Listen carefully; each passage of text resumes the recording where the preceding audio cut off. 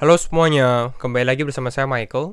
Di video kali ini kita akan update berita terbaru di market crypto, khususnya nanti kita juga akan update berita tentang Terra Luna ya, karena ada berita yang cukup besar dan mungkin yang kita takutkan juga ya, apakah terjadi. Nah, di video kali ini kita akan bahas, lalu beritanya apa, nanti kita juga bahas sedikit technical market crypto ya. Jadi kalau misalnya teman-teman menemukan video ini informatif atau membantu, jangan lupa untuk share videonya, like ataupun subscribe. Kita akan langsung masuk aja ke dalam videonya. Kita update dulu untuk keadaan market crypto untuk hari ini bagaimana. Dimana untuk hari ini market crypto mengalami sedikit kenaikan ya, 0,48%, walaupun bisa dibilang lebih ke arah sideways ya. Nggak naik, nggak turun. Kita lihat untuk Bitcoin sendiri di 0,93% kenaikannya, tapi ini cukup bagus karena Bitcoin di atas level 30.000 gitu ya.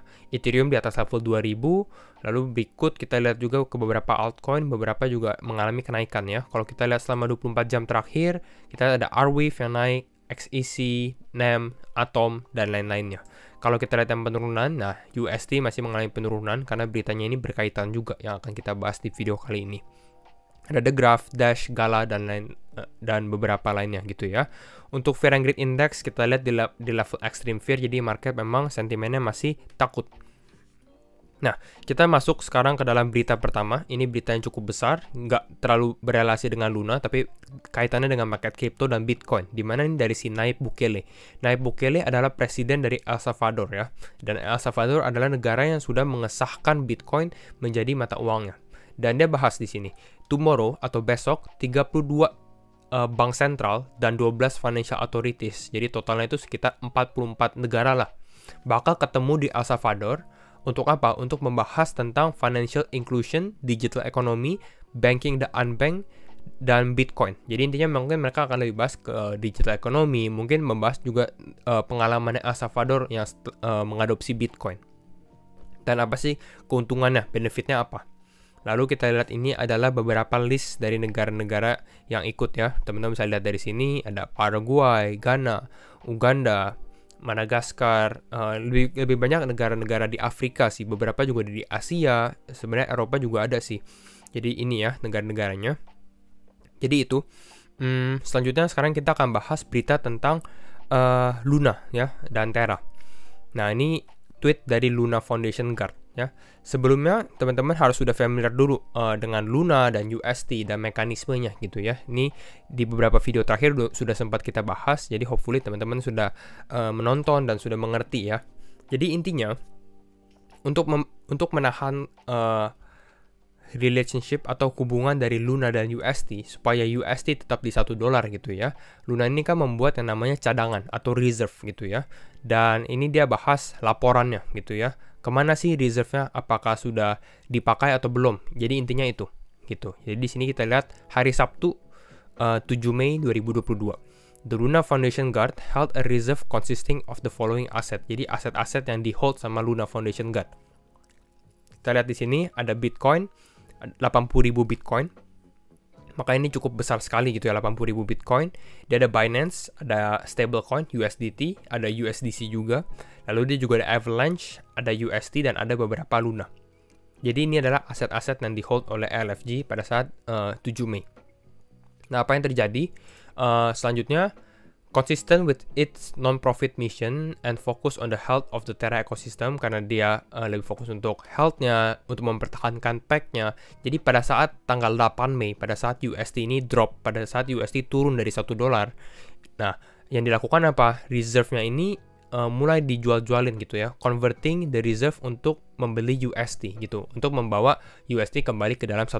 Awalnya beberapa hari cukup berhasil, cukup sedikit bertahan, walaupun hasil kita tahu sendiri. Sekarang saja kita sudah bisa lihat UST-nya drop dari $1 menjadi $0,12. Jadi artinya apa? Artinya nggak berhasil yang dia lakukan gitu ya, karena tidak bisa mempertahankan peg dari UST ya, harusnya di $1. Selanjutnya kita lihat dari sini, LFG directly sold USDT-nya 26 juta dan 23 USDC for an aggregate 50 juta USD. Jadi mereka jual USDT, USDC untuk membeli UST lah intinya. Lalu dia juga transfer yang sempat kita bahas juga di video terakhir, di mana Bitcoin-nya LFG ini ditransfer ya, lalu untuk ditradingkan. Di sini dia ada reportnya lah. Lalu di sini juga dia ada bahas dia sold atau dia menjual sekitar 33.200. Jadi memang kemarin kan Bitcoin juga sempat drop ya. Ya mungkin ini salah satu hasilnya gitu dari Luna Foundation Guard yang menjual Bitcoin dengan jumlah yang cukup banyak 33.000 gitu ya. Karena kita lihat aja totalnya adalah untuk mendapatkan sekitar berapa nih? 1 miliar USD. Jadi itu ya. Lalu ini update-nya sekarang. The foundation remaining reserve consists of the following asset. Jadi dia cuma punya 313 Bitcoin, terus ada sekitar 40.000 BNB, 39.000 BNB ya. Lalu ada Avalanche, ada UST, dan ada Luna sisanya. Jadi itu. Jadi sebenarnya yang tadi kita bahas, rencananya LFG ini tidak berhasil. Jadi ini yang kita takutkan terjadi. Kenapa? Karena mereka sudah menjual juga cadangan reserve-nya. Nanti kita bahas kesimpulannya apa. Tapi lalu di sini dia bahas Luna Foundation Guard-nya. The foundation is looking to use its remaining asset. Jadi aset yang masih ada di sini gitu ya. Kita belum tahu nih harganya berapa totalnya semuanya, tapi remaining asetnya untuk apa? Untuk kompensasi semua user USD gitu ya. Dan mereka bilang smallest holders first. Jadi kalau teman-teman yang ada hold USD, ya mungkin nanti kalian akan dapat kompensasinya juga. Jadi jangan takut. Jadi masih ada good news-nya sedikit di berita-berita buruk seperti ini. Kesimpulannya apa? Nah, ini dari si Larry Cermak, dia bilang kesimpulannya, LFG has gone from having 3,1 miliar in their reserve a week ago. Jadi dia punya nih total sekitar 3,1 miliar dolar gitu ya. Ini Mei 7, teman-teman bisa lihat dari sini. Lalu dia jualkan asetnya untuk mempertahankannya di sampai 16 Mei lah intinya ya. Dan ini tinggal sisa 87 juta. Jadi sebenarnya mereka spend sekitar 3 miliar defending the USD pack, untuk defend USD supaya tetap di $1, tapi nggak berhasil dan USD tetap turun. Jadi ya sebenarnya bad newsnya ini gitu. Dan artinya LFG udah nggak punya dana lagi, bisa dibilang ya, hanya tersisa sekitar 87 juta. Selanjutnya, out of all this, ini dari City of Alpha, dia bilang market defended decently well. Jadi market crypto sendiri, walaupun LFG misalnya jual, kita tadi di sini kita lihat ya, dia jual 33.000 Bitcoin ya. Ini kan membuat selling pressure yang cukup tinggi gitu. Bisa dibilang ada whale yang membuang Bitcoin atau dump Bitcoinnya gitu ya. Tapi ternyata Bitcoinnya cukup bertahan juga gitu. Nggak crash sampai 19.000 atau 17.000 gitu ya. Masih di kisaran harga 20 ribuan. Ya intinya itu. Lalu dia juga bahas people were expecting sekitar ada 1 miliar lebih still be available for dumping.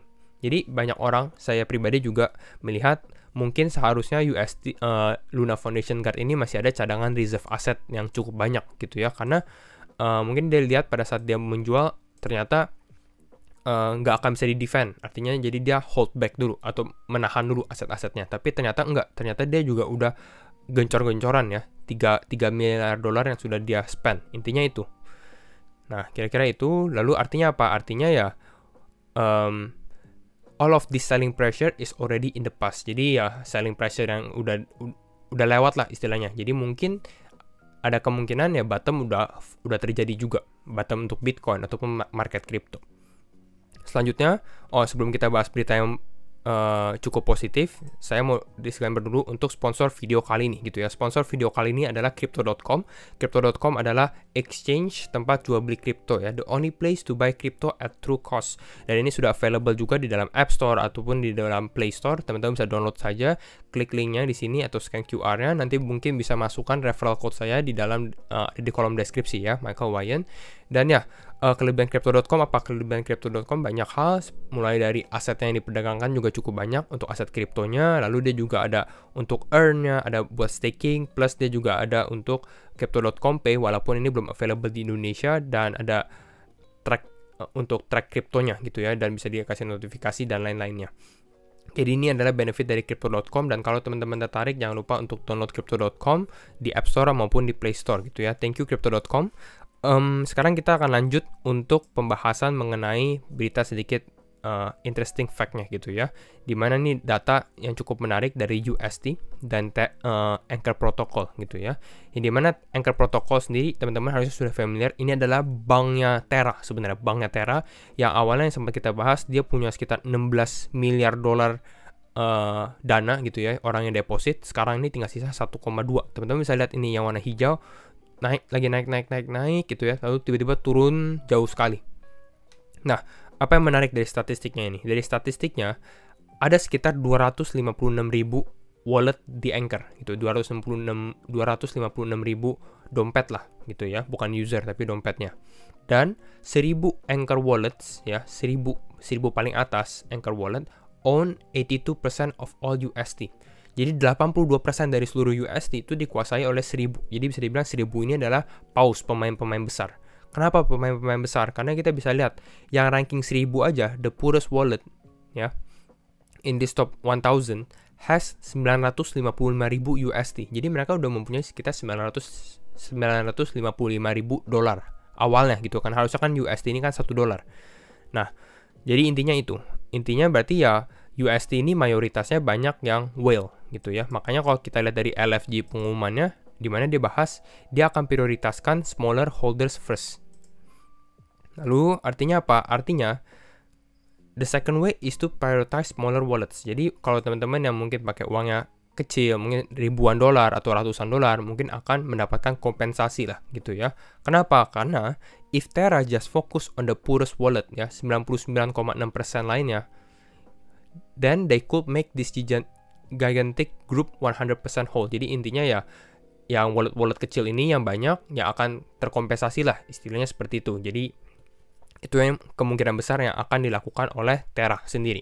Dan ide ini sendiri ini sudah cukup disupport oleh dari si CZ Binance ya, si CZ sendiri bilang to lead by example on protecting user. Jadi dia lebih untuk melindungi user-usernya, dan dia ada mention ini juga Prescient Capital gitu ya, yang kita bahas, yang untuk prioritize smaller wallets, bukan hanya CZ, bahkan si Vitalik Buterin, kita lihat di sini ya.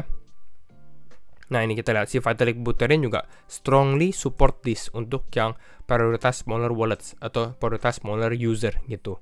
Jadi ini yang cukup positif, yang mungkin akan ada kompensasinya. Lalu ini ada dari si Stablechain atau si Will yang cukup aktif ya, developer Terra yang cukup aktif untuk update ke komunitas, dimana dia bahas you will likely not take a full loss if you've been hurt by this crisis. Jadi ya untuk orang-orang yang holder USD lama ataupun holder Luna lama, ada kemungkinan mungkin akan terkena ada kompensasi lah gitu ya. Help is on the way. Lalu dia bahas don't assume silence is damning. Jadi ya kan ini cukup sunyi ya, si stablecoin sendiri kan atau si Dokwon kan nggak terlalu berbicara. Tapi dia bilang mereka working di belakang layar gitu ya, tapi nanti tunggu pengumuman-pengumuman selanjutnya. Intinya itu. Jadi ini yang cukup positif untuk market ataupun untuk holder Terra, Luna ataupun USD yang dulu. Dan sekarang kita akan update untuk Bitcoin. Bagaimana untuk Bitcoin atau market crypto? Untuk Bitcoin kemarin kan kita lihat kan sempat pada saat crashing ini. Nah, ini mungkin pada saat mereka juga menjual Bitcoin ya, karena Bitcoin kan sempat turun ke 26.000 atau 24 ribuan gitu ya, tergantung di exchange mana. Kalau untuk di Bybit yang kita pakai ini di sekitar 26.600-an. Dan sekarang memang Bitcoin ini relatif lebih sideways ya selama ya beberapa minggu terakhir. Walaupun untuk secara weekly kalau kita lihat ya, di sini kita lihat dari sini, kalau teman-teman lihat secara weekly, ini Bitcoin udah closing 1, 2, 3, 4, 5, 6, 7 candle berturut-turut merah gitu ya, 7 candle berturut-turut merah, dan ini belum pernah terjadi sejarah di Bitcoin. Ini pertama kali terjadi gitu ya. Dan kalau kita lihat dari secara closing candle-nya sendiri sebenarnya masih cukup positif. Kenapa? Karena walaupun kita turun di bawah level 28.000 yang kita bilang strong support line di sini, tapi kita bisa berhasil closing di atasnya. Kita closing di level 31.000. Jadi ini tanda yang masih cukup positif gitu ya. Artinya masih ada buying pressure di bawah sini. Untuk yang minggu ini sebenarnya kita belum bisa analisa juga ya, karena kita masih menunggu nih kira-kira closingnya bagaimana. Tapi kalau kita lihat dari 7 candle weekly merah berturut-turut seperti ini, ya mungkin ada sedikit condong saya juga pribadi ya mungkin akan ada candle hijau suatu saat gitu ya. Apakah minggu ini? Ya mungkin bisa terjadi, karena kan ada ini juga pengumuman dari si Nayib Bukele. Jadi ya kalau misalnya terjadi candle hijau, ya mungkin bisa ada relief rally juga untuk di market crypto. Walaupun kalau kita lihat secara long term, apakah bisa kembali ke all time high dalam waktu dekat gitu ya, secara langsung ya sepertinya enggak. Sepertinya kita akan ada akumulasi dulu selama beberapa bulan untuk mengulang cycle-nya kembali. Jadi kira-kira itu untuk update Bitcoin dan update Terra Luna untuk hari ini. Kalau misalnya teman-teman suka video ini, jangan lupa untuk share videonya, like ataupun subscribe. Dan sekali lagi, thank you semua for watching, and see you in the next video. Bye-bye.